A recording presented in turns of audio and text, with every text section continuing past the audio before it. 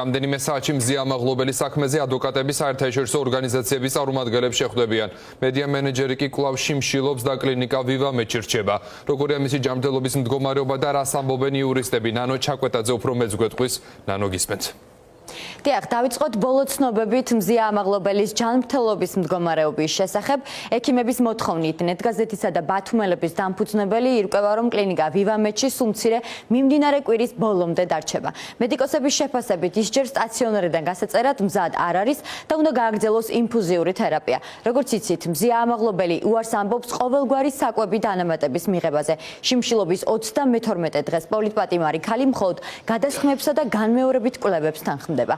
მზიას მკურნალობასა და მისი ჯანმრთელობის მდგომარეობის მონიტორინგში ვივამედი, სადაც ის 4 თებერვალს გადაიყვანეს, ექიმების გარდა ჩართულები არიან ასევე სახალხო დამცველის აპარატთან არსებული ექიმთა ჯგუფის მედიკოსებიც.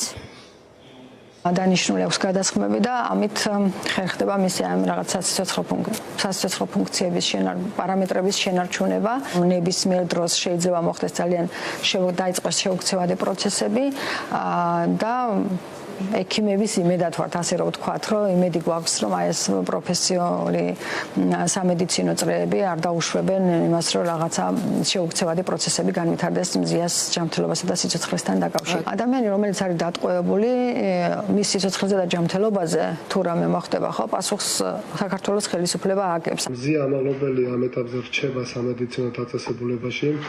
მიუხედავად იმისა, რომ იგი იმყოფება სამედიცინო დაწესებულებაში, შიმშილობა არც ერთ ეტაპზე მას არ შეუწყვეტია. აქედან გამომდინარე, ექიმების რჩევითა და რეკომენდაციით მისი გადაყვანა პენიტენციურ დაწესებულებაში არ არის მიზანშეწონილი, ვინაიდან შიმშილობის ფონზე ნებისმიერ დროს შეიძლება გაუარესდეს მისი ჯანმრთელობის მდგომარეობა.